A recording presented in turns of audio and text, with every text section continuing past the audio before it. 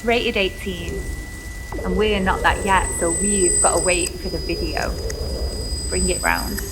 My mum gets back from a bar job at 1, so as long as you're gone before then we're good. I'll make popcorn. You can sit at the other end of the settee, but put your hand cool on the back of my neck whenever the music gets louder. By the time Drew Barrymore's dead, I'll let you come closer.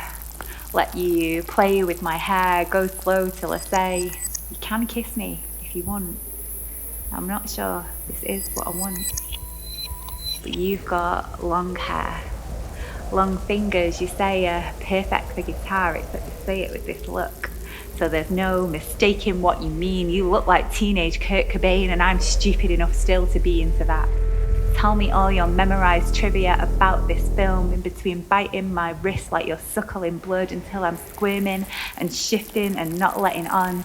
Tell me how this is based on a real crime, you know. The Gainesville Ripper. He murdered 5 students. They gave the town a curfew, but it didn't work. And when he was caught, he said he did it to be famous, to live forever, but he's on death row now.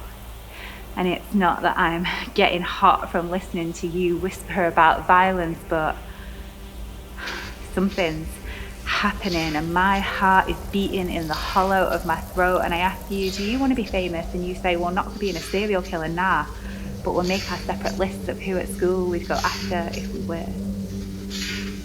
And by the time Sydney thinks her boyfriend's a murderer, you're telling me the horror movie rules. Number 1, no sex. Only the virgins make it to the end. And I say, that's fine. I don't want to die. So, you know, we're not shagging, right? And you'll say, well, there's always postmodern exceptions. Number 2, no drink or drugs, because that's a sin too, but we're already doomed on that front, so we may as well have fun. And last, never say you'll be right back, because you won't be back. You'll get slashed to ribbons or crushed in a garage door. You'll tell me all about your crush on Tatum. You'll tell me it took 3 weeks to film that night, the film's big climax. The cast called it the longest night in horror history, and this night is long too. Not bad, but not something I anticipated. Because I don't know if we even want each other or like each other. There's something we want, but it's more about electricity than sex. The thing is, I trust you. Not to be a psychopath and not to tell anyone at school, and for experiments like this, maybe trust's enough.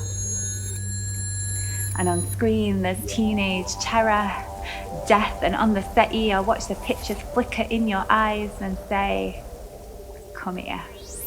Let you climb on top of me, kiss me, pull my hair. You've got an entire library of horror films, and we'll go further with each one you bring round. But Scream's the best.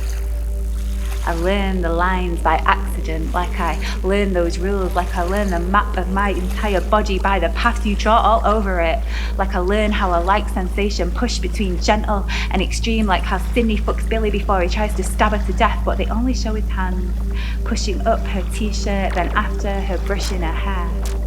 And maybe that was what gave you the idea to use that hairbrush handle on me, in me, to call me a slut with something like love, to tell me all your theories about horror films spiking adrenaline.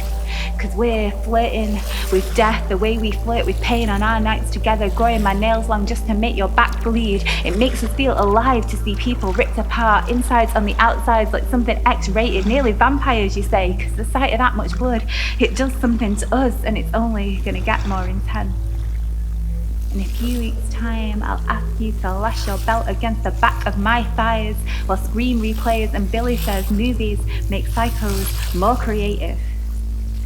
And on Monday, in assembly, I'll feel white, hot stripes pulsing when my legs press against my chair, and the girls will ask what I did Friday, and I'll say, you came round to watch Scream.